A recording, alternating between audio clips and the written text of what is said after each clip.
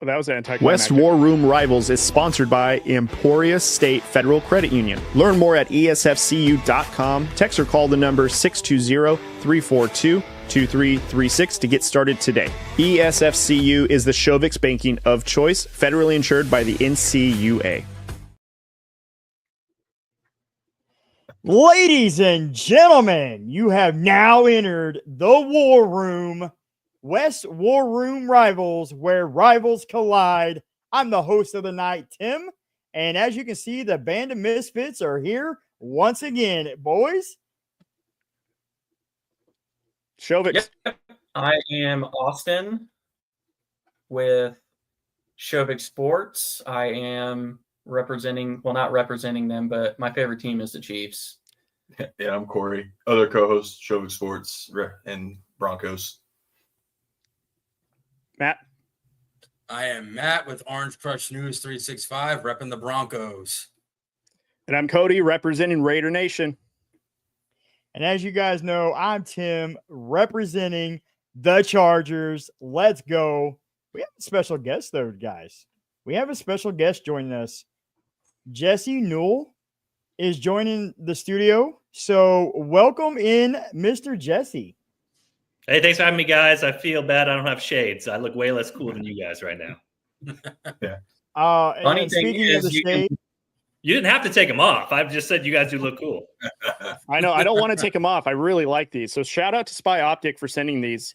These are phenomenal sunglasses. So, and they're super comfy. Normally, I don't like wearing sunglasses because I hate when things touch my ears, but these are super comfy. They are super comfy, and you can get a pair just like any of us are wearing at spyoptic.com. Use promo code ORANGE20 for 20% off. So thank you, Spy Optic, for the amazing sunglasses you sent all of us. Thank you, Spy Optic. Thank you, Spy. Thank you, Spy. Yay. Okay, so it looks like the first segment of the night is Behind the Beat, and this is actually Matt's segment. So, Matt, you are up with the first question. Yeah. So, Jesse, you being a beat reporter, what was that like for you? You know, like transitioning to the NFL from college, and now you're starting to report with the Kansas City Chiefs and Pat Mahomes and all that. What was it like transitioning from college to the NFL? Yeah, it's crazy. So I covered Kansas athletics for 13 years, and this has been different. And it doesn't sound right, but actually the access is better than college. College, you kind of have the colleges sort of call the shots for themselves, if you will. And so if you don't really have locker room access, they bring who they want to after the games. And the NFL, if they're their collective bargaining agreement, open locker rooms throughout the week, open locker rooms after the game. And so it actually opened up an avenue for a lot more stories. But you're right. It's crazy the beat you step into when it's the Chiefs, just because, I grew up, I'm getting up there in age, but when I grew up, America's team was like the Cowboys, and it was Jerry Jones and it was Michael Irvin and Troy Aikman, Emmitt Smith. Those were like the big celebrity stars. You walk onto this beat and it's Taylor Swift and Travis Kelce and Patrick Mahomes and Andy Reid. And so it's crazy because the Chiefs are open about saying that they want to be the world's team. But in some ways it's true. When we went over to Germany to cover the Chiefs over there, you get to the airport and there's a big Patrick Mahomes billboard from Adidas. And you're like, wow, this isn't a Kansas City thing. This is a thing in Germany. This is a thing in other places. And so, no, I didn't think stepping on the beat 3 years ago that I'd ever get interviewed by Esquire magazine for a particular article because of what was happening on the Chiefs beat. But it's been fun and it's been different. And like I said, actually the access is pretty good because the NFL opens it up and allows you to tell some good stories from being in the locker room. Well, I'm sure you have some crazy locker room stories from pre-post or after practice interviews. Yeah, I mean, the interesting thing is, so, during the week, it's maybe a little bit more muted because guys are in and out with training and stretching and stuff. But it does allow access that I think people are interested in. I mean, I was thinking about this after the last Super Bowl. The Chiefs won 2 Super Bowls in a row where the locker room goes a little bit nuts. But last Super Bowl, they lose to the Eagles. And how do you handle that? And so that was the story I wrote after the Super Bowl. A guy like Xavier Worthy was head up against the wall, totally, dejected. And he's the one that set a new rookie record for receiving yards in the Super Bowl. He had one of the best games of any Chief out there. And Mm-hmm. I actually stood on the wall in the background outside the locker room and watched as Andy Reid's wife was standing there waiting for players, waiting for coaches to come out and giving them all hugs. And so you get some pretty good interaction there. I think the maybe the most interesting one from the locker room was after the Corn Dog Super Bowl when they beat the Eagles. Mm-hmm. So it's crazy after these locker room wins. After the first one, it was all champagne. After the second one, it was cigars. And I actually think I might have a theory why. The Raiders guy here might want to hear the theory about why they had cigars in their second. I think I know the theory, but go ahead. Yeah. So, but the champagne one was interesting because I grabbed the receivers coach to talk to him about all these corn dog plays the Chiefs ran, how they came up with them. Mm-hmm. And while I'm getting sprayed by champagne by Amir Smith-Marset, who's going crazy, one of their backup receivers in the corner, he has Kadarius Toney grab his phone because on one of their plays they practiced, he had slipped before the Super Bowl on the turf. And so he had a photo from the practice film. All you can see, like the Wizard of Oz, is his two legs sticking up in the air because he ran that corn dog play, fell down on the turf, and basically in the huddle, the guys were telling him, just don't slip. Just don't slip. He didn't slip in the biggest moment. So those are some of the cool stories that happen in there and some of the moments, again, some of the great reporting you can do by being in there. But it's total chaos in the Super Bowl locker rooms afterwards. You only have so many minutes, and you're definitely trying to find the best stories. Yeah, I bet. Yeah. What's your theory, Cody? Do you got it? Yeah, I do. So I remember AP, this was during his interim time. Anytime he had a victory, they would light up victory cigars. And if I'm not mistaken, the Super Bowl that they did this in was in Vegas' stadium, of course, Allegiant Stadium, which is why it was so apropos for them to do that, which is why I'm not very happy with it, because it was San Francisco and Vegas, or San Francisco and the Chiefs, of course. And former Oakland Raiders, our rivals, in-state rivals, were the 49ers. There's two teams in this whole world we don't want in our stadium. That's KC and the Niners, and they were both in the Super Bowl on our turf. So the win that spurred the Chiefs to basically the Super Bowl that year was the loss on Christmas Day to the Raiders. Right. The Raiders celebrated in the Chiefs visitors locker room at Arrowhead by lighting up cigars like Max Crosby. And so the Chiefs got the distinction in the Super Bowl at Allegiant Stadium of being in the Raiders' home locker room. Right. So it did not, it crossed my mind that potentially they'd seen the Raiders light up cigars at their place, and that now that they were in the Las Vegas Raiders locker room, they were going to light up some cigars in there. But there was a big difference. It was champagne in the first one I was at and cigars in the second one. Like I said, might have been just a slight tweak there, a slight dig at the Raiders. We'll never know, but the legend says. The legend says, exactly. Was that the blueprint season where AP put out the blueprint on how to handle the Chiefs? Yeah. Because that was his interim year or whatever. And of course, it got a lot of smoke. And then of course, we all know what happened to AP in his, the next season. But anyways, it was a fun Christmas day for me, at least. So for what it's worth. That's as bad as they've gotten beaten in a while. But again, it was so bad for the Chiefs that it spurred changes. They hurried up their operation. They changed their play calling. And like I said, a lot of them spoke to about how it was a pivotal moment on leading them to the Super Bowl. So I'm sure Raiders fans can take some comfort in that. Yeah.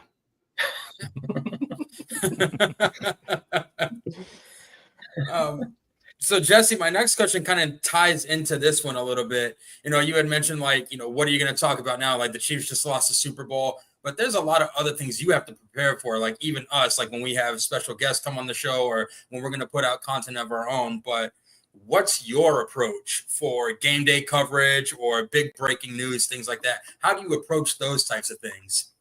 Yeah, some of this, I've only been on the NFL beat for 3 years, but some of this has changed over time. It used to be 20, 30 years ago, a lot of local writers would be, breaking a lot of news. It was less of a national sport than it is now. Obviously, now you look at the national landscape, a lot of the news is broken by the main people out there. So you can prepare for stories. I know this week, like Trey Smith signing with the Chiefs, you prepare stories based off that, whether he's coming back or not coming back, to kind of be ready for when that news breaks, so you can go out there and confirm the story and be able to get it. But game days they're really fun because we have 2 beat writers and 2 columnists at the Star that work together, and we're just sort of able to work with what's going on. I love telling the behind the scenes details of stories. I talked to you guys about Corn Dog. There's another detail on that one that's interesting, that on one of the touchdowns they scored, that Travis Kelce was actually lined up on the wrong side, and Andy Reid was running down the sideline to try to call timeout because he was lined up wrong. And Matt Nagy, who was the quarterback's coach at the time, was screaming out, no, it's good. This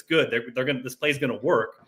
and they ended up running the play. And, I think it was Sky Moore on that one who was wide open, most wide open touchdowns in the NFL that entire season. So I love telling those sorts of stories, those sorts of details. And so afterwards, we're always talking with each other, communicating to not step on each other's toes. But it's great to be able to maybe take out a moment, figure out exactly what happened that moment, and try to tell readers something they didn't know about a particular player or particular series. So I love doing that part of it. And again, that's kind of telling that rest of the story is one of the things that I really strive for. And it's one of the fun things you can do in a locker room, able to get to talk to the people you need to talk to and get those details potentially that other people aren't asking about. That's pretty cool. Yeah. That is pretty cool. So my next question, what's something about Andy Reid, good old Big Red, or Patrick Mahomes that fans might not see, but you kind of picked up behind the scenes or in some interviews or something? Like, what's something about them that the fans may not know or understand about them? Yeah, it's a good question. I would say for Andy Reid, he's pretty straightforward at who you get. I would say for him, there's so much respect there. And I think part of what's made them successful is he runs a hard training camp, but the buy-in level is so high because he's won before and everybody respects him. And, I look around the league here or the AFC West here, and I think about some of the previous coaches that have been around, or even maybe some of the current ones that are in other conferences or divisions, and some of the challenges they face as young coaches or as ones that maybe aren't respected, that like if you say, hey, we're going to do this, some of the vets say, I don't think so. I'm a vet. I don't need to do that. But when guys sign with Kansas City, it's like if they're going through a tough training camp or a tough OTA, Patrick Mahomes is out there doing it in the heat. And so is Travis Kelce. And it's like, well, you signed up here to do this. And if the Hall of Fame tight end is doing it and the Hall of Fame quarterback is doing it, who are you as the new free agent to come in, or the rookie to say, I'm not doing this? So there's a certain standard that I think that's set with him that he has an advantage of since he's been doing it so long, that it might be tougher for the rest of the NFL and some other younger coaches or inexperienced coaches to get because of the buy-in he gets immediately. But he can be a funny guy away from the cameras as well. And I can tell you, the players respect the heck out of him, and he will. You can tell this. He tries to stay totally in interviews right down the middle, doesn't say much on purpose because he does not want to throw his players under the bus. That's a very intentional thing and something he's learned over time. I think with Mahomes, it's so interesting being in the locker room with him. We get to talk to him at the podium. The NFL gets to choose two players basically that talk at the podium during the week and that don't talk at their locker, because otherwise Patrick Mahomes would be inundated with requests. Right. Sort of get that sort of thing. But when we go in the locker room, a lot of times he's there. People ask me about Mahomes, and it's funny. Like he is, from watching this quarterback series on Netflix, I think sometimes this sort of illuminates it for me. He's already the superstar quarterback. He's already on the Hall of Fame track. But like in the locker room around the other guys, he's just a dude. And like people always ask me, like, if you had a poker game or you had buddies over, like who would be the first person you would invite? And like Mahomes would be the guy. Like he's going around joking with a rival school about something, or he's making fun of a guy for a route he ran at practice, or he's ragging on somebody because he did something funny at the previous game. I mean, he goes around and does that with everybody. And so it kind of is amazing to watch because, you have those players on the team that might be the funny running back or the backup tight end or whatever, that I kind of keep the locker room, the chemistry together. But he's genuinely the guy that people go to and that people hang around with in the locker room already, on top of being the superstar, mega quarterback, mega superstar he is. So I think that's always been interesting to kind of see him, rag the guys, make fun of their alma mater, make funny sorts of jokes or play basketball on the hoop that they have in the locker room with other guys. He's one of the dudes, really. And like I said, if you were going to pick one of the guys just to hang out with, watch a football game with some beer, I think he would be the one you would pick, just because of the interactions I've seen with him in the locker room. Is there a player in the Chiefs locker room that you connect with? Like, obviously as a beat writer, you get to talk to a lot of these guys. As you said, you have a lot of access, but is there a player or two that you have like a pretty solid connection with that is not like, the big, obviously Mahomes or Kelce? Is there a player that comes to mind that you have a good connection with? Yeah, it's interesting too, because, we're so close to this. So the people you meet in person are people, but you also understand, like, they have to perform, like it's fine if fans criticize them for their play on the field. So, I mean, this is a perfect example. Like a guy like Sky Moore, he's one of my favorite people I've talked to in 17 years of covering high major or NFL beat. I mean, he's just a super nice kid, always courteous, always takes time to talk.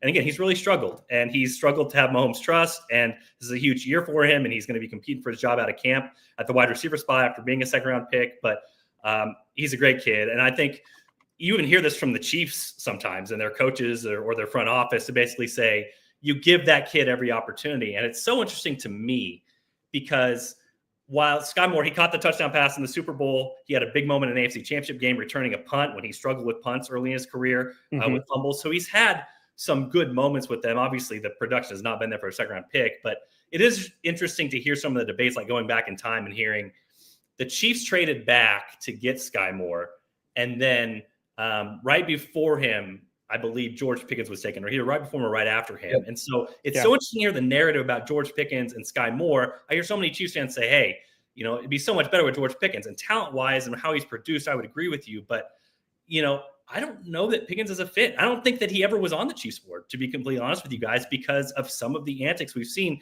The Chiefs just got done playing Pittsburgh, on the road this past year. And because George Pickens decided to not run his route, his quarterback threw an interception. And that's the sort of stuff, again, the buy-in level, the for love of the game routes, for, you know, clearing up teammates, being unselfish. That's the kinds of things that have made the Chiefs really successful over time. So I'm not here to tell you that Sky Moore has lit it up better than George Pickens or that he had more trade value than George Pickens in this offseason. But, you know, based off how things have turned out, 3 Super Bowls and winning 2 of them in the last 3 years, and him being the teammate that he is and being unselfish and stepping up in the big moments, getting to know those guys on that personal level, I'm not so sure that the Chiefs are – I think they're better off with Sky Moore than they were George Pickens just because of some of those personality things. And I think he's gotten along better than maybe what a guy like that would have. But, again, that's kind of sort of the luxury of being in the locker room and knowing these guys and potentially seeing the fit that the Chiefs see, even if guys aren't producing at the level they want them to. That's awesome. Yeah, that's because all we hear about Sky Moore is like, you know, he's struggling, and so you don't really get to see this part of it. So I kind of like that look of, you know, even though it's been a struggle for him, I think what we would consider a bust, you still hear that, you know, he's a good dude. He's still, you know, working his butt off, doing what he can when he could have easily just folded, right? He could have been the one who says, trade me or release me, give me somewhere who will actually play me. But he hasn't done that at all. And I think that goes back to the answer you had previously of that's just the respect of like Andy Reid and Patrick Mahomes, right? Like that kind of stuff's just not really tolerated. And so he's bought in, even though he's struggling. He's working hard, and I hesitate to say this because I've said it for 3 years in a row. Like he was really good over the summer months at catching. Now, you know, in the offseason program and the practices, he has to gain trust with Mahomes, and that's such a big thing. And maybe it's to the point where he can't anymore because of some of the previous struggles. But listen, guys, I get it as well. Like my best friend, his favorite band is Third Eye Blind. From every article you read, those guys are all jerks. You know what I mean? But hey, I mean, the music's pretty good. You know, like if I'm listening to the CD, like, do I have to like love the guy? Do I have to know that he treats people well? I don't. So I get this as well. So many people out there are fans. They want to see the team do well. Sky Moore lately has not done much to contribute to them, to the Chiefs' success. So I totally understand this. I'm just saying we do get a different perspective on this side. And even the Chiefs, I think, you know, in their front office, in their coaching staff, they've seen what Sky Moore has done. They hope it works out for him, whether it's with the Chiefs or elsewhere. They hope he does well. They hope he can overcome this. It hasn't happened yet. Obviously, he's not produced the level they want him to, but because of who he is and how he's worked, I think there's a hope in that building that he can turn things around and at least be a player for them in the future, or if not, can go make it somewhere else. Yep. Yeah, so let's kind of transition over to the other teams in the West. We had Coach Vermeil on last week with us, and he was talking about, you know, some of the coaches he got a chance to coach against in the West, the Mike Shanahans, the Marty Schottenheimers. He thinks that the AFC West this year could rival that of being, you know, just as good, if not the best division in football this year. We're all on the same page of the Raiders aren't really going to be quite ready yet. Not all of us. But so with the moves that the Chargers and Broncos have made. I have a lot of power here, you guys. Just watch yourselves, all right? True.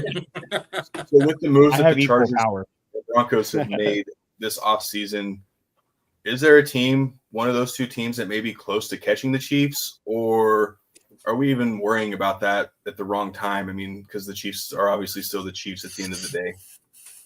Yeah, I mean, first off, this is tough, guys. I feel like I've brought in my 5 children to the room, and you're asking me, Who's the favorite? Go ahead, just decide.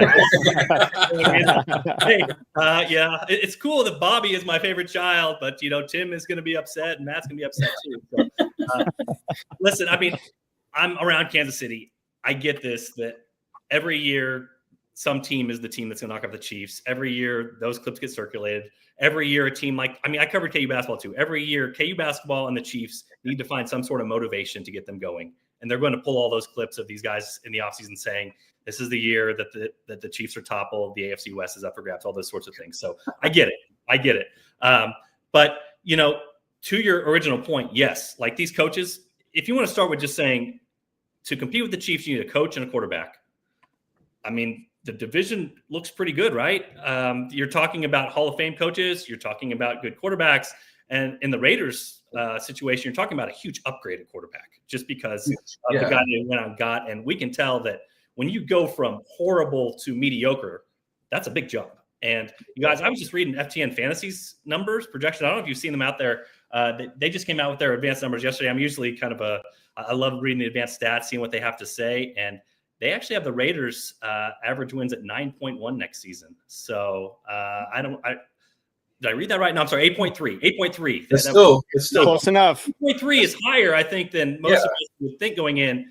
They see their defense is just a step away from being on the elite level, maybe a top 10 level. And then, again, they're seeing the upgraded quarterback that's there as being very significant after what the Raiders have been rolling out there in previous seasons. So I would still go make it better for the Chiefs as the Broncos. I mean, to me, you just have to look at the two matchups last year. I know the Chiefs played their backups in the last one, but the previous game, you can say this about all the West teams basically, but the previous game, the Broncos had the game won, and then the Chiefs win on a fluke play at the end. They earned the play. Leo Chanel had a great, rush through there, but 99 out of 100 times you're losing that game. And so the Broncos have been tough to the Chiefs at Arrowhead. The Broncos have been extremely tough and have that home field advantage and the altitude in Denver. It's been a tough place for the Chiefs to play. Mahomes has really struggled there in previous years.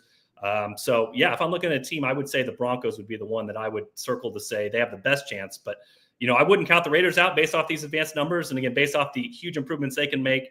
And then the Chargers are dangerous because of what we talked about earlier. You got the quarterback, you got that coach in place. Speaking of another team that can look at the schedule last year and say, hey, we should have beat the Chiefs. That's definitely one in the middle of the season that could have been had as well.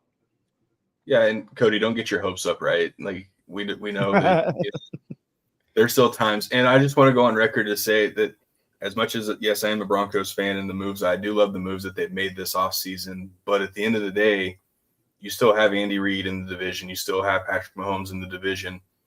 Yeah. I get the whole talk of Denver's defense is maybe, there. Do you think maybe do the Chiefs have their holes that they maybe showed in the Super Bowl? Do you think they did enough to maybe cover those up, or to maybe, what's the word I'm thinking of? Did they do enough to maybe work on some depth pieces on that defensive side to maybe, stay at that, top level of the West? Well, I think they did what they could. They have a philosophy, but, it's very interesting, guys, how the Chiefs have built their roster compared to other NFL teams. And this just continued this week. Like, if we go down their roster, there's 32 NFL teams, right? Okay, so there's a lot of opportunity for these teams to go out there and spend top-of-market money.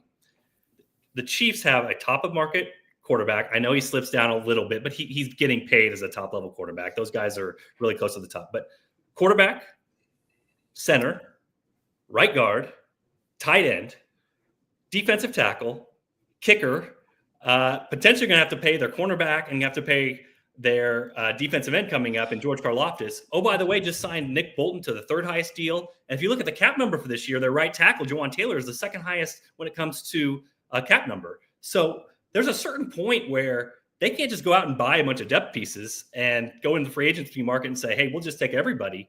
I mean, they pay their stars. They pay their guys that they like and that they have retained.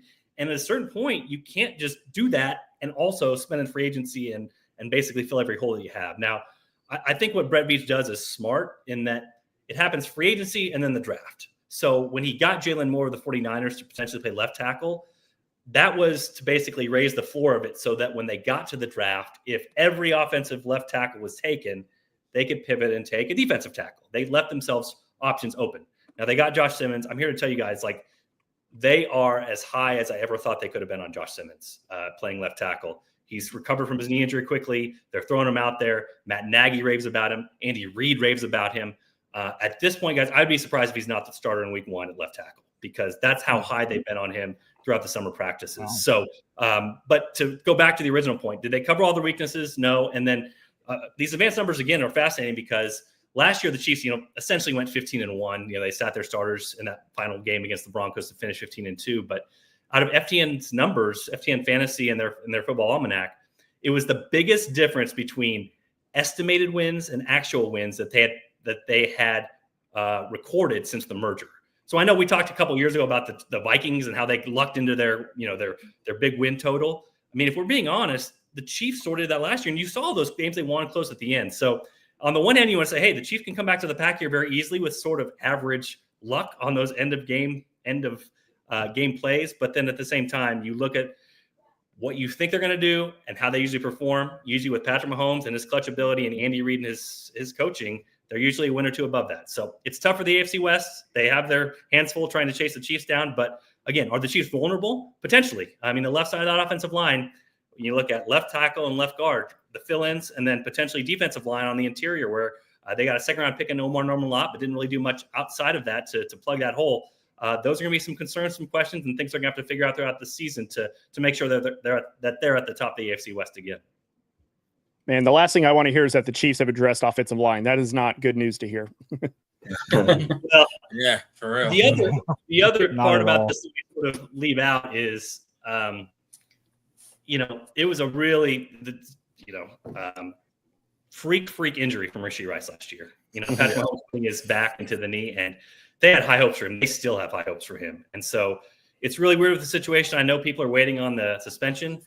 Guys, his case is not on the books in Dallas County yet. I mean, it's not even on the docket yet. And so the NFL is going to wait based off past precedent until that legal matter is resolved. And it's not even out there yet. It seems like Dallas County has a backup in cases. So I think we're going to see Rashee Rice the full year for them. He seems healthy. They seem happy about him running all the routes, and they predicted a monster year for him last year before he got hurt. So adding him back to the mix, I think they're relying on that quite a bit as well. Yeah, no. So to kind of pivot off the Chargers and Broncos, which one do we think, could rival the Chiefs at the top? I'm on the opposite end of the spectrum, and I'll go into details after I get your opinion. That way I don't influence anything. But do you think, with how competitive the division is, with all the coaches and quarterbacks that have been added to these teams, do you think it's far-fetched for the Chargers to finish last in the AFC West?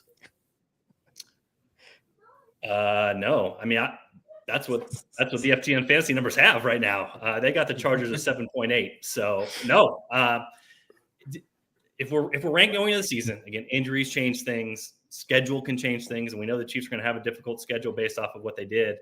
I would put the Chiefs on a tier of their own at the top, and then those three other teams right below them. But again, we're talking small margins here, potentially, even if a ball is fumbled the wrong way or kicked the other direction, just as some of those games went at the end of last year. I mean, the Chiefs usually hit this number, but their estimated wins on FTN Fantasy, I believe, is 10.7. And so, again, that's one game at Arrowhead that Denver wins instead of loses. You know what I mean? That swings the division in that particular way. So it'll be a challenge, but again, over time, I think this can be a media bias. I understand this, but over time, you get real hesitant to say, oh, let's count out Andy Reid. Let's count out Patrick Mahomes. It's just those teams are going to catch them. Until it happens, you just sort of wait. And could this be the year it happens? Absolutely. The numbers would tell you that. All the underlying evidence of these teams getting better would indicate that.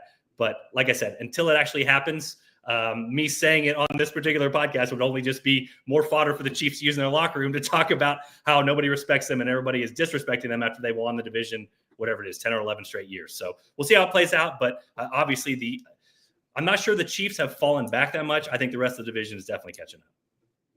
Yeah, so the reason I asked that is because, 4 or 5 weeks ago, we kind of did our predictions, and everyone kind of just auto-assumed people were picking the Raiders last. Not me. I had Chargers getting last, and I had Raiders getting 9 wins, so I'm kind of lining up with these numbers you're throwing out. But here's my only reasoning is until I see the Chargers not Charger, I have no faith in them. And I love Pete Carroll and Geno Smith. That team was, if you go back, they were competitive last year, even with what they had. I think Pete Carroll and Geno Smith alone add so much to the Raiders that I think they get 9-10 wins. And I don't think the Chargers get that. So that's why I asked if you thought it was far-fetched for the Chargers to get last, because I think the Raiders are going to be kind of a sleeper team this year. I think the other thing that we can't know exactly, but can also, I just talked to you about the Andy Reid factor, right? Like guys come in, they have buy-in because he's Andy Reid. How much can we talk about the Tom Brady factor with this? You know what I mean? Like this is different now. This is not the same regime. This is not the Davis family and what can go wrong here and who's in charge and all that stuff. Like this guy has a history of winning and knowing how to get people in place to have teams that win with him. So could that change at the top? Could that culture change? Do some things? That's the other thing we don't know about. But like I said, the quarterback is big. I know obviously the running back is big, and some of the run game stuff that we talk about, man, if they could just have average at places, like if they could have an average quarterback and an average running back, what would that look like? Last year was not either of those. If they could get to that level, plus the defensive ascension, like I said, some of these advanced metrics are looking at and saying potentially is there. All of a sudden, you're looking at a team that could be on the rise. I do hope for Cody's sake, though, that some of the Las Vegas Raiders fans show up a little bit better, because it's tough to fill that place, because I know if you're looking at the schedule outside of like Germany or Brazil or something, like if you're going to take in a road game, everybody wants to go to Vegas. So it's really tough for Raiders fans to keep their people in that building when the Chiefs are in town. Yeah, well, a couple of reasons why. One, it's super expensive to get tickets there. Yeah. Like not outrageously expensive. Some average ticket, I think the Raiders are like second or number one in terms of ticket pricing right now. It's like at $275 per ticket, and that's just to get in the door. That's pretty pricey for a lot of people, especially Raiders. For sure. Yeah,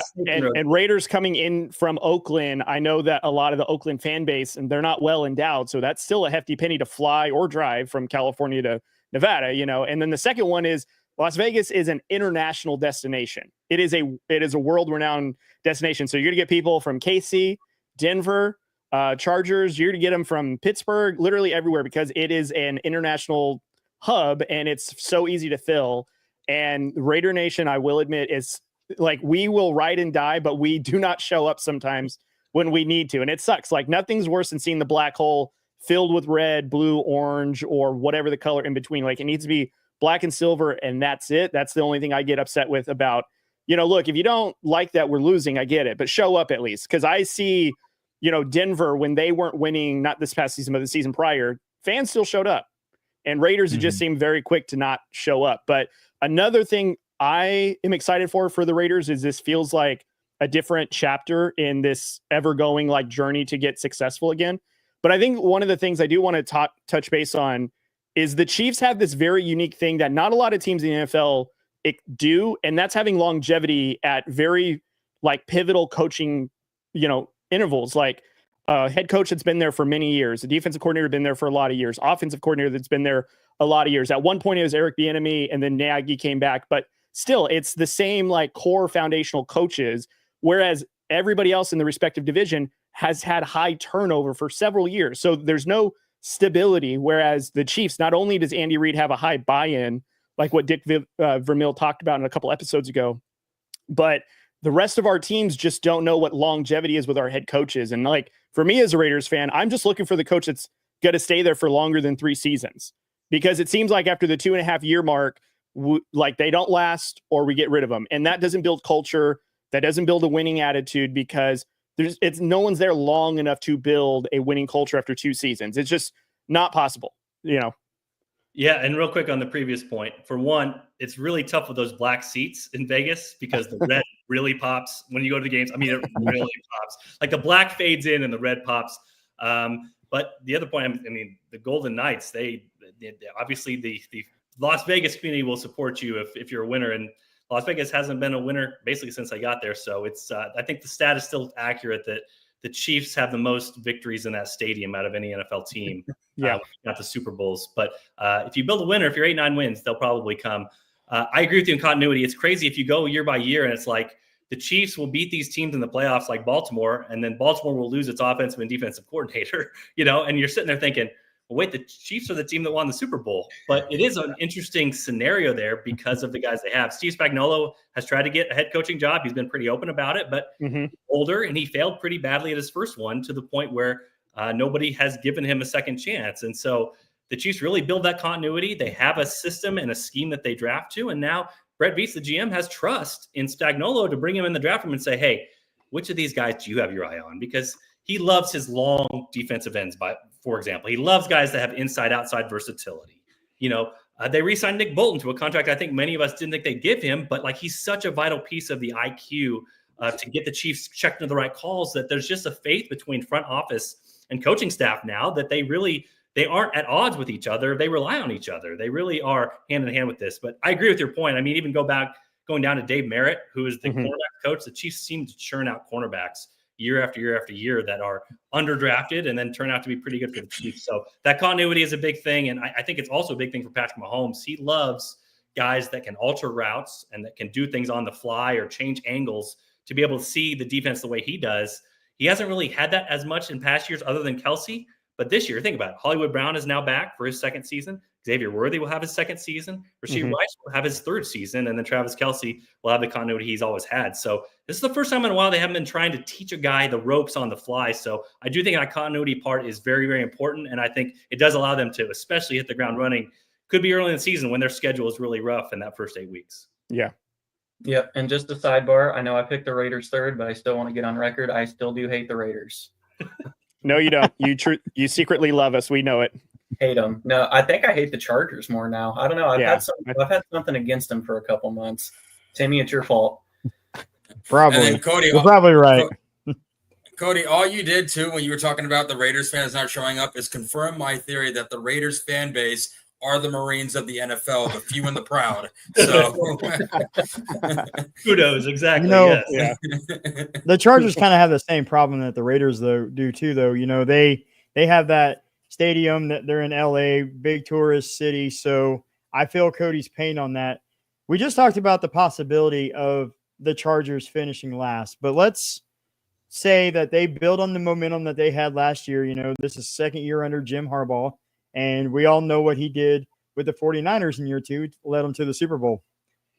Outside of the Chargers, which team would you think would be the most concerned for the Kansas City Chiefs this season? Yeah, I think I'll go back to the Broncos, just based off of the success they've had against them. I think that,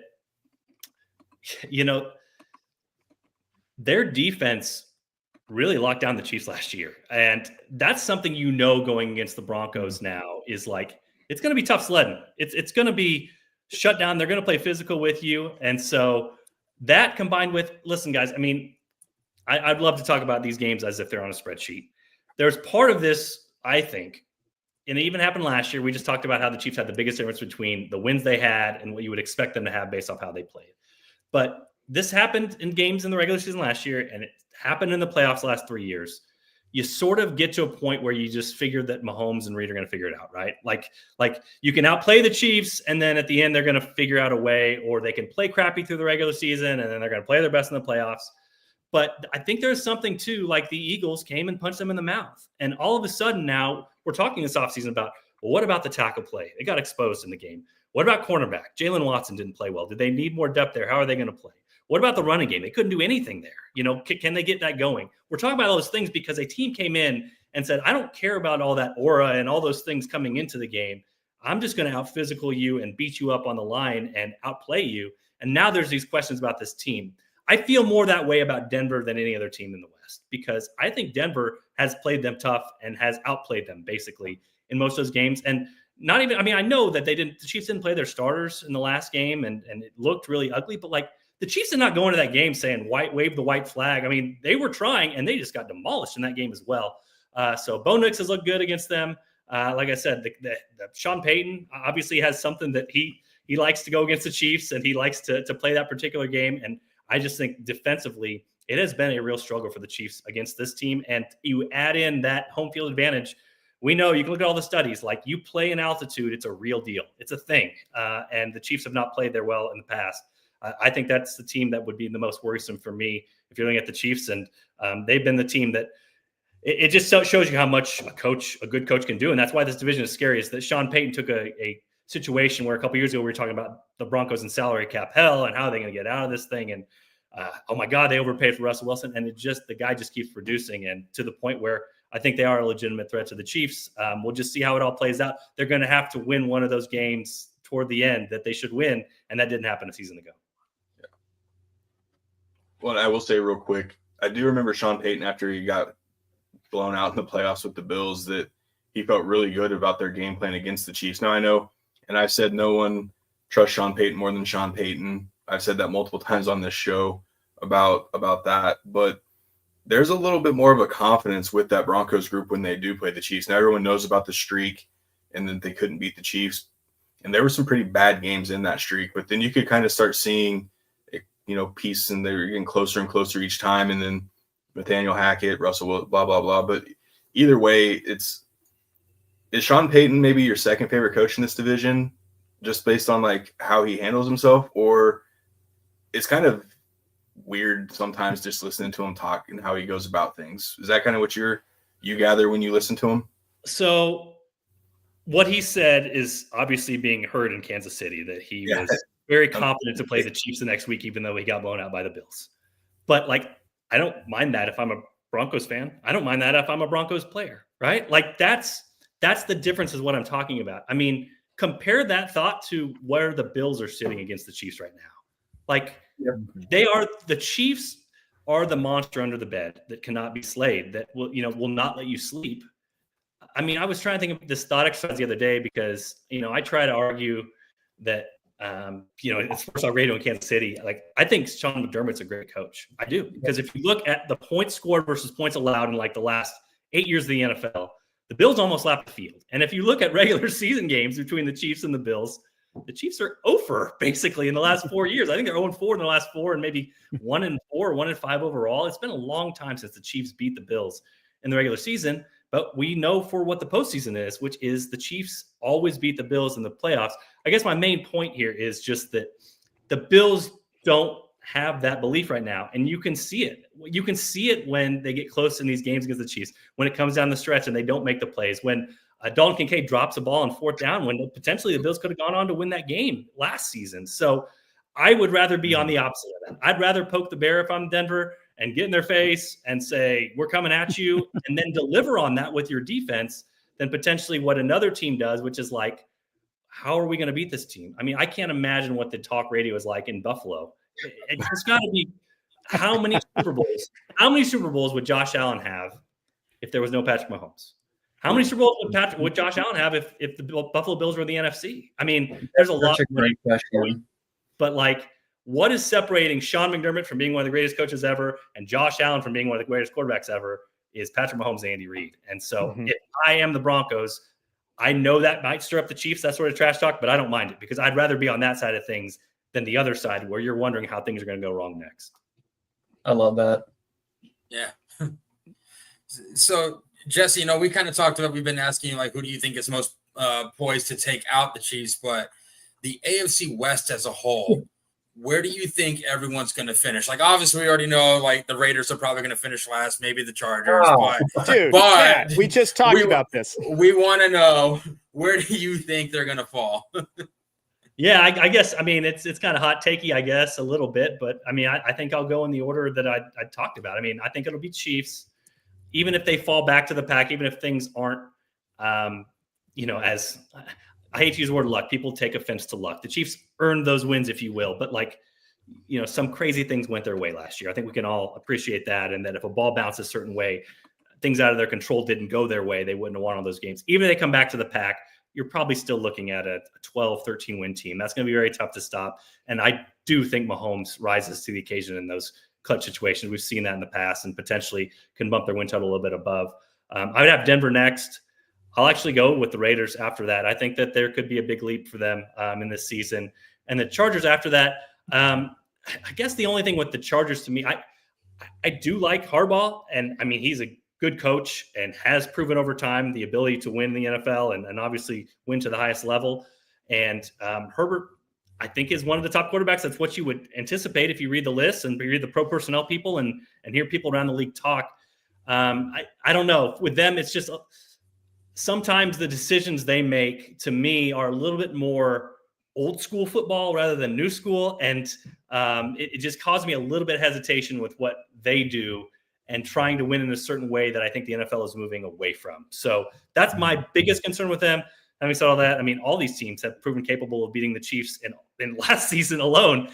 So we'll see how it all plays out. And like I said, those numbers we talked about with the estimated wins are all right in a pack for those three teams. So any of these things happening are a fumble going one way and an interception going another way. So it's fun to talk about in the offseason. Crazy things, injuries can change it in the regular season. But I'll go with Chiefs, Broncos, the surprise with Raiders, I guess, and the Chargers. But if those are all 8-win teams, that wouldn't surprise me at all.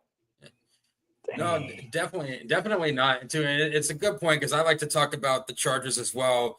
I think Justin Herbert is a great quarterback. I think he's a good quarterback, but it depends on his health. Like last year was his first full season in quite a while. So, are we going to get a healthy Justin Herbert? And then we had a Justin Herbert who was healthy, and then they were just inconsistent. So, I mean, I can see it. Yeah, I can see them. See, and this is what I'm talking about, guys. Like, I can tell Tim is my disappointed son now. He just got he is my least favorite in the group. You know what I mean? So he's going to go to his room. He's going to cry. I'm going to have to go up there and give him a hug.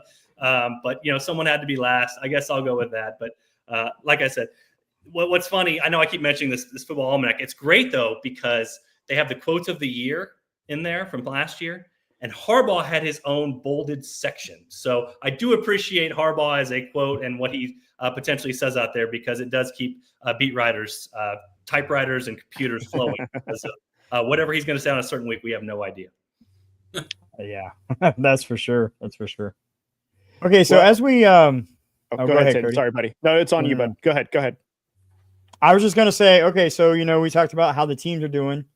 Let's transition to the next segment, Eye for Talent, Draft, and Roster Talk. Cody, you're up with the first question, my guy. So, Jesse, you're probably gonna disappoint one of your children one more time. So, no, this is what I've been set up here. I need those shades that you guys had. So it's kind of like in that movie in Big Daddy, where he puts him on, he's invisible. You need one of those. So, in one of our first episodes as the War Room, we had a huge, at the time it was a hot take that Tim had brought up during his fantasy rankings for a positional player, specifically running back. So I know that you covered college sports before you transitioned to the NFL. So I just want to know from you, who would you pick as the number one running back between Omarion, Hampton, and Ashton, Jeanty? So I'm just going to block out the top left corner of my screen so I don't have to look at Tim at all. I mean, I'll take Jeanty. I already told you, the Raiders, I mean, I kept talking last year with the Chiefs. I said the Chiefs don't need average left tackle play. They need below average left tackle play. It was so bad. You know what I mean? Mahomes can function with below average. He can't function with turnstile. And what the Chiefs have is turnstile. So I feel like I keep saying with the Raiders, the running backs they threw out there last year, I mean, it was so bad. And so I don't think the run blocking was as bad as it looked. It's just the guys running the football were so awful with whatever metric you looked at.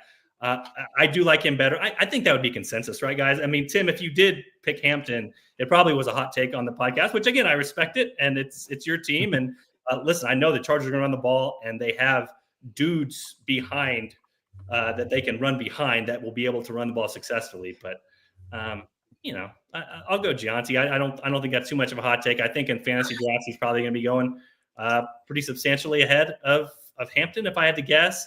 But I do think there's a system in place for the Raiders to look a lot better than they did in previous seasons. And a lot of that is from the changes at the top that they made in the offseason.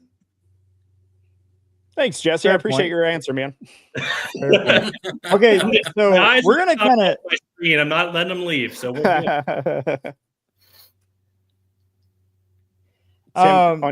I got a follow-up question to this just real quick. On the last episode, we were talking about if we were asking Austin, in the event that Mahomes went down, what quarterback from the AFC West would you want? Herbert or Bo Nix?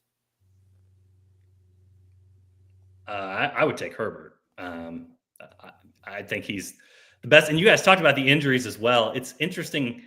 Every time I seem to watch him on TV, it's like he's playing through some crazy injury that looks completely uncomfortable. Like his ankle is wrapped to like this size, or his finger is pointed off like in this direction on his non-throwing hand. And so kudos to him for sticking it out and playing through some stuff that did not look comfortable to play through. But I would go Herbert on that one. I think I'd go pretty comfortably. I think Nick's fits the Broncos and what they do. And you talk about the funny Peyton quotes. I mean, Peyton loves to talk about how he was going to draft Patrick Mahomes. He was just so close, almost there. You know what I mean? Those sorts of things.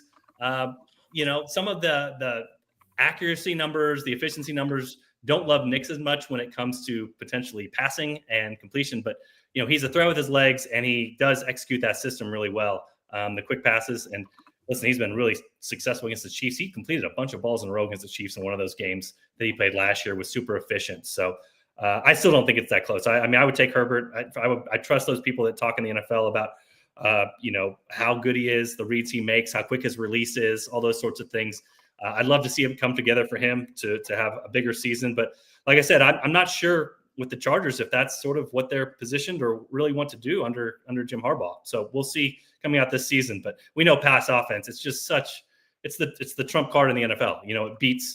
It beats teams when you're behind. It beats teams when you're ahead. It beats good defenses. It beats bad defenses. And so it's just so much of what you do offensively. And hopefully, the Chargers, they can get their pass catchers out there and McConkey can have another good season and they can give Herbert a chance healthy to show exactly what he can do, what he's been projected to do for, so many seasons now.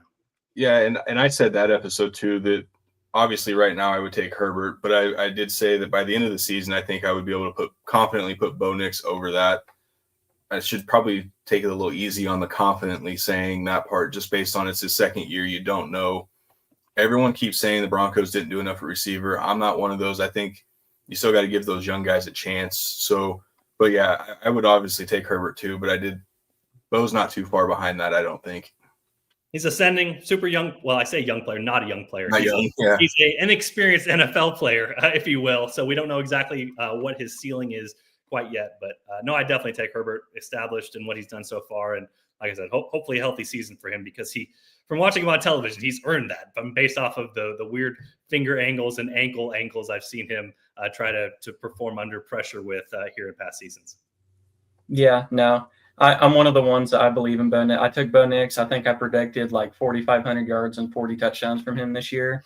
That's because I love Bo Nix out of the draft. And then I love him and Sean Payton. Like, it's going to be close, if not just equal, with Andy Reid and Mahomes long term. I'm not saying Super Bowls and all that, but I am saying like on-field success, regular season. Bo Nix was every bit as good statistically as Jaden Daniels, minus the rushing a little bit.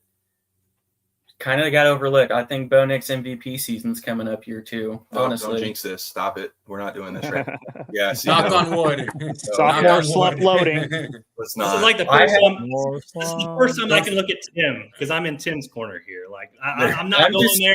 And listen, I mean, I want to look this up really quick. Like, if you think 4,500 yards for Bo Nix, like I think there's a DraftKings account that has your name on it, because you're gonna get some pretty good numbers here to be able to go over under. Because Bo Nix at DraftKings 34.25.5 is his over under total. So if you've got the hot take of 4,500, then I'd be scrounging up a few bucks and putting that on there on the old. Well, I'll have to drive over to Illinois because Missouri's stupid. Maybe by the end of the year they won't be, and I'll have everything running. But just so you guys know, I think Mahomes is around 4,000. Oh wow! Injury factored in here. Yeah, Mahomes is 4050.5. So Burrow is 4150.5. So yeah, 4,500. If that happened, and you called it on this podcast, I'd definitely be bringing it up in February. I'm just saying, I have respect for a rookie who goes into Arrowhead, easily marches down the field, and gets his team in position to win an Arrowhead. That was a rookie who did that. That doesn't translate to 4,500 yards. It does. That means he's that guy. People have that it factor. But did he block on this field goal unit to be able to open up his kicker so he could make the field goal? Should have. What I'm saying, he got them down there with ease. It wasn't an issue. Like, he got them there under. I don't know. I think I mentioned he just has that it factor for me. So that means a lot. And then you pair him with Sean Payton. It's unbelievable. But we'll transition. We'll get back to the best team in the division with the Chiefs. Is there a sleeper rookie from the Chiefs that you're kind of excited to watch or have seen during the Chiefs kind of off season? Yeah, sleeper rookie. Well, I mean, obviously they're expecting these guys to step in, and a lot of times when they have these holes, you kind of have to fill needs with the guys that you are drafting up high. Maybe it's not as much of a sleeper. Their second and third round picks, I think, are both going to have to play. Omar Norman Lott, their second round pick, it's crazy. He played like 25% of the snaps last year at Tennessee as a rotational defensive player. The Chiefs need more from him than that. Like, he's going to have to up his snaps on the Kansas City Chiefs rather than the Tennessee Volunteers. So he's a very polarizing player. Like, on a per down basis, like PFF numbers loved him, the pressure rate, all those sorts of things, but he like barely played. And Tennessee has kind of this weird rotation where they, instead of losing guys to the portal, they just kind of keep rotating all the good guys they have to make everybody happy and get them snaps. So that's gonna be an interesting one. But the Chiefs lost Rashawn Wharton to Carolina. I know Carolina has a couple front office members in their front office that were previously on the Chiefs, so they love what he could do. But he's signed for some big bucks over there, and they basically need Norman Lott to step in and take that role of a pass rushing defensive tackle next to Chris Jones, who can suck up some snaps. And so they need a big year from him. And then Ashton Gelati, their third round pick, is an interesting one because he's a defensive end out of Louisville, high motor, kind of a Steve Spagnuolo type in that way. But if you go back, The Athletic had a very interesting piece out of one of the draft war rooms, and it talked about how basically 3 other teams tried to trade up or had interest in getting Ashton Gelati when the Chiefs took him in the draft. So he was a guy that was thought very well of around the league and kind of seen as a little bit of a George Karlaftis Jr., who not quite as tall, not quite as explosive, but never-ending motor and the type of guy that Steve Spagnuolo loves to have in there, maybe a little bit of versatility as well. So I think those guys both have to play snaps, or that's not going to be up to the expectation that they had with them. They like Jeffrey Bossa, probably a year away, the linebacker, who a super intelligent guy. I mean, really, really smart. I know, really impressed Steve Spagnuolo, defensive coordinator, with his smarts in the pre-draft process. Jalen Royals maybe seem a little bit behind so far, the receiver they got, but I mean, as long as they're healthy, that's okay. They have their their depth chart at receiver seems pretty set. And then Brashard Smith in the 7th round is really a wild card because he's was a receiver in college, then a running back. So he's kind of both. And he kind of opened our eyes in mandatory minicamp. Mahomes threw him a bomb, like 50 yards down the field, and he beat one of the Chiefs' top defensive backs, catching a catch in the touchdown that was a catch in the end that was like 50 yards downfield. So to be a third down back, you kind of need to know how to pass block. That's really tough for a rookie to do. But I could see the Chiefs trying to get some more explosiveness in their pass and run game, which they completely lacked a season ago, trying to get him in there. It's just his exact role is sort of undefined at this point. So look out for those guys. And one final one, an undrafted free agent, is Jake Brenningstool, a tight end out of Clemson, who Andy Reid actually called after the draft to try to get him on board. The Chiefs are a little bit up in the air at tight end because Jared Wiley, he's coming off a season-ending injury last year. So when he'll be back exactly, we're not sure. If he's not back at the start of the season, then you potentially could see Brenningstool step in there as a 3rd or 4th tight end. Problem with him is he was hurt at the end of mandatory minicamp as well and was sitting out practice too. Not exactly where you want to be as an undrafted free agent, but another player to watch, potentially could sneak his way on the roster. Yeah, no, I like the people you're pointing out in the comparisons. I do think that Louisville D end is George Karlaftis Jr. And I think Bassa, who you mentioned, I think both of those, maybe not great draft picks for this year, but that's preparing them for what you mentioned earlier. Chiefs have a system. If we can't pay George Karlaftis, if we're not able to bring it back Chanel and Tranquil, you have somebody who's not new coming in to learn these replacements. So my favorite one is Noel Williams. You mentioned earlier we churn these cornerbacks out of nowhere. We're going to kind of need it. I know Watson is okay, but after Fulton and McDuffie, I'd really like a third consistent guy to step up. I don't know if it'll be this year, but I think he falls into what you were talking about. Maybe not this year, but in a year or two, Noel Williams will be one to watch. And I love that you brought up Clemson tight end. I wanted to draft him, and we did pre-draft rankings. He was one of my higher tight ends out of the college. I hope he's able to get a little healthy because I absolutely love him in the Chiefs system, learning from Kels, from Noah Gray. Like, That could be a huge steal.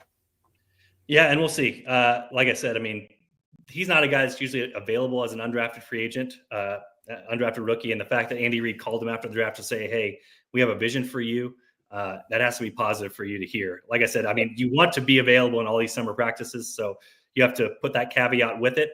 One other guy just to watch at tight end is Trey Watson. I know he's opened some eyes and has been good out of Texas A&M. Same thing as Brennan Sewell, though. He missed the end of mandatory minicamp with an injury. So tight end is a little bit in flux at the end there, especially with Jared Wiley potentially. Andy Reid said he'll be back for training camp. He got in there a little bit at the end of mandatory minicamp, so we'll see what happens there. But Noah Williams, another guy. He was a little slow during the to pick things up during what we saw from mandatory minicamp. Again, super small sample size. Training camp is coming up. You can take that with a grain of salt, but the defensive backs secondary is one of those things that's a weak link system. And so if you have a weak link, teams pick on it. So I think the Chiefs did a good job of, you talked about Christian Fulton coming in. They have Jalen Watson back, who should be healthier than a year ago. He rushed back when he was not full strength to play at the end of last season. And then Noah Williams, out of those guys, potentially trying to fill the hole so that teams can't pick on a player like they picked on the Chiefs a year ago. Yep. All right. Yeah, Jesse, one last question for you before we transition here.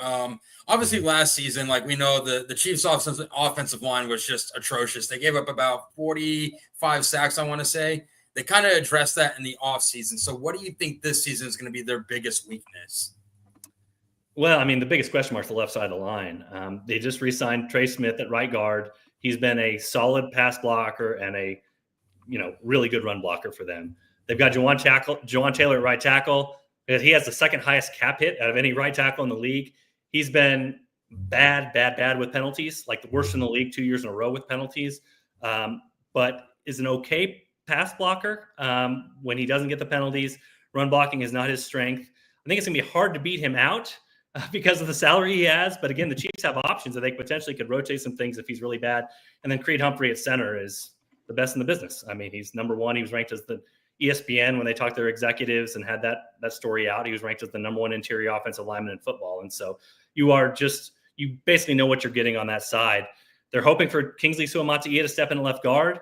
He had a really good game against the Broncos in week 18. I know that they're encouraged about because the Broncos played their starters in that game. And so it was a true test. And they feel like with sort of bumpers on him, instead of him being out on island at left tackle, that potentially he can play better with guys surrounding him and not having to play with so much space around him. But he definitely lost confidence a year ago, and they had to try to get him back mentally at the end of last season after he was so bad in the first few weeks. Super young player. They drafted him at 21, so he has all the athletic ability in the world, just needs to really get things down mentally and get himself in a better position. And then, left tackle. I mean, I would have not thought here 3 months ago, I would have been telling you that I think Josh Simmons is going to be the starting left tackle for the Chiefs, but I think Josh Simmons is going to be the starting left tackle for the Chiefs unless something goes wrong, because they have been so over the top high on him, his movement skills, what he's done for them, what he's picked up, how he's been in the facility, how he's rehabbed. I mean, it's hard to think they could be higher on a player that they draft in the first round at left tackle than what they are on him. And so I know this is what they did with Suamataia at left tackle last year. It didn't work out for them. But they always have that security blanket now of Jalen Moore, who filled in for Trent Williams with the 49ers when he was hurt. That should be a much higher floor than what they had with Tooney a year ago, or Kingsley, or Wanye Morris, or whoever they rotated in. So it's the biggest question mark on the team. And, I was just rewatching some of the Super Bowl, and it's crazy. You guys go back and watch this for me. But they were down, the Chiefs were down 7-0. It's third and short. They put Xavier Worthy in the backfield. They put him in motion, and he runs down the left sideline, and the Chiefs schemed up. The man guarding Xavier Worthy, the fastest man in the NFL, was Zach Bond, the linebacker, in man coverage, safety on that side. He is streaking down the sideline, and I'm pretty sure that 3 of us on this call, maybe 4, could have completed the touchdown pass for 60 yards to Xavier Worthy, and Joe Tooney just gets railroaded over, and Patrick Mahomes has to get off his spot and throws it away, basically, and it's the turnover and downs. How does the world change if he gets 2 more seconds and lofts the ball over the top to Xavier Worthy, who is running 4 steps free of Zach Bond? I don't know, but I know it would have been 7-7. And so that's the sort of thing. That's the downside if they don't get this fixed, and that's the upside if they do.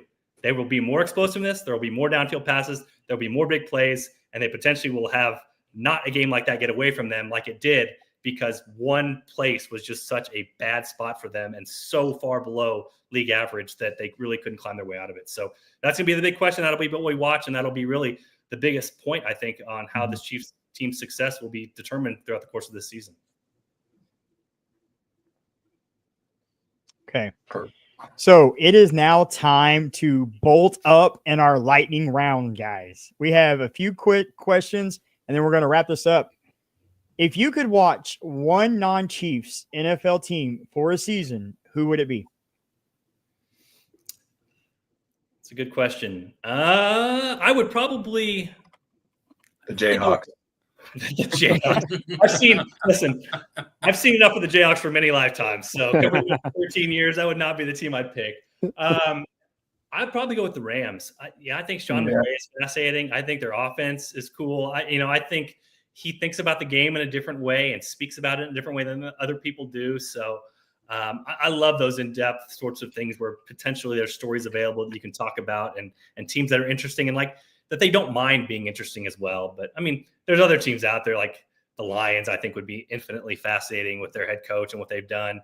Losing Ben Johnson hurts a little bit, but I'd probably go with the Rams. I think they'd be a fun team to cover. And obviously what they do offensively, I think there'd be a lot of ways to get into that to potentially explain some of the cool things that they do and how they've been able to bounce back from what a lot of people thought would be a rebuild for quite a while. Okay, I have a funny question for you. What is Big Red's mustache like up close? Yes, sir. I think the viral moment with the icicles was the classic in the playoff game. You know what I mean? Yes. That was definitely the classic. It's a mustache and it's always there and it's very full.